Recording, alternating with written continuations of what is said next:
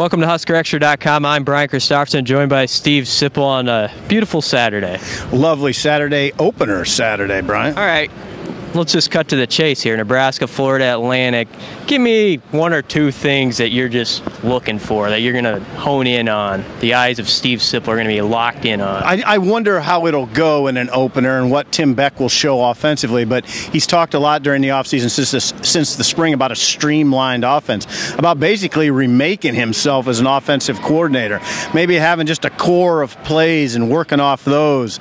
We'll see. I'm anxious to see that, so I'm anxious.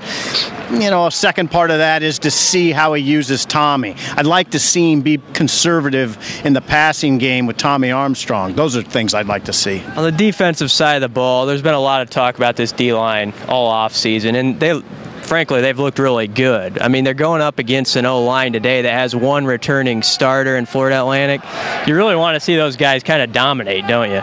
Well, especially on third and long. It'll be the first third and long. I think a lot of people are interested in seeing number 4 come off the edge, seeing what kind of push they get up front. Yeah, that's a big part of this season.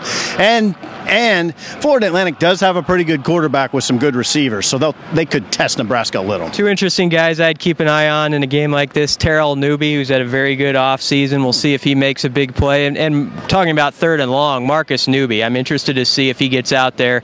They use him as a rush end and what he might be able to do. Well, I think you're right. I think number 3 is a guy to watch. You mentioned in your back page segment today in the paper, Zaire Anderson is another guy to watch other than the explosiveness of Randy Gregory. I mean, Zaire can bring some heat on third down too. All right, talk is over. Time to play. We'll have all the latest after the game on HuskerExtra.com.